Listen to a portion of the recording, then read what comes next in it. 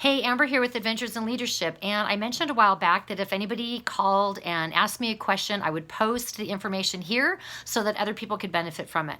So I got a call today about taking offense, about saying things that are hurtful to people, about what's politically correct, what are the triggers, and how do you keep the haters or being called bigot or all the different names that are out there for anybody who wants to voice their opinion that seems contrary to somebody's opinion. And so I started to think about one of my favorite tools that I wish every single person on this planet had in their toolbox. We've talked about toolboxes. Part of me wanting to start this parenting chapters was to help parents give their kids tools so that they could create the things they want in life. When you have the right tool, you can get so much done. When you don't, it's like trying to drill with just a hammer. It just doesn't work as well. It takes longer, and sometimes you just can't even get the job done. But just like any tool that we have, things that we want to accomplish with that tool take practice. So think about, again, how long it may take a kid to make contact with the end of that hammer and the nail over and over again until they finally can produce what they're trying to produce. So this is the tool. The tool is only hurt people hurt people. I'm going to say that again. Only hurt people hurt people. When someone is being unkind, when they're creating contention, when they're creating drama, something is going on inside them. They're hurting. And while we may want to respond to that hurt immediately to just defend ourselves, really it's not even about us. It's rarely really about us. They may have chosen some aspect of us to target, to project that hurt that they're feeling, to distract themselves or to make you think that it's about you, but only hurt people hurt others. So the best thing we can do is try to find out why they're hurting. And it's worth it to us. You know why it's worth it to us? Why is this a good thing to know? Because we're all on the same side. We're all part of this great humankind family. And there is an enemy out there, and everybody has a different name for the enemy, but there is an enemy out there. And if we're all lined up in the trenches and we're all pointing our guns out there at the enemy, whatever your gun can symbolize is your way of combating it, I don't want to turn to the person next to me and hit them in the head with the butt of my gun.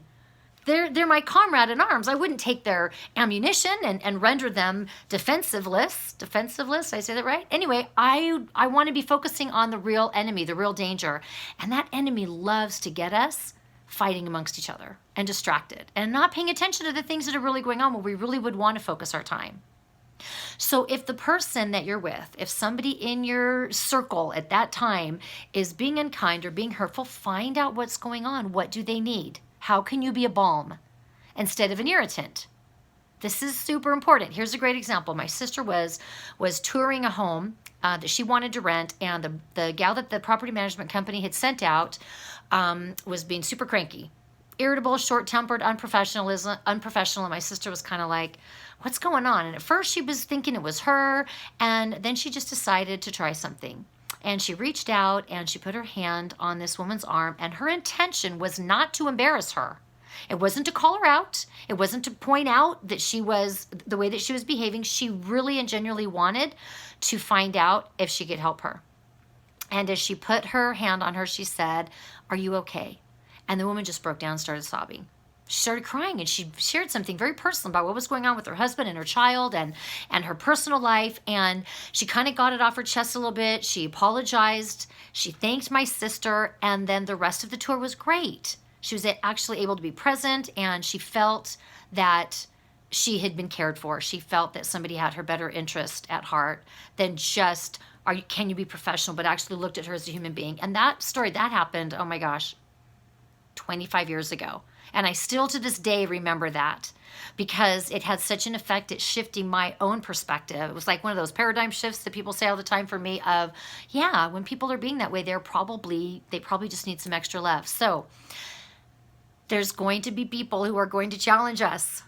Pull out that tool. Oh, only hurt people hurt people. Why are they hurting? What can I do? Because when we assist others, we really do make the world a better place for us as well. And if we can help them get through whatever that is, because sometimes people circle back, they have something that's bugging them, and they just keep revisiting it, and they keep behaving the same way. And if we can figure out what is launching that behavior, that pain that they're exuding to other people, then it goes away and everybody benefits from it. So I hope you find that useful. If you have any questions, please post them here, comments, additional information for whoever watches. Have a great night.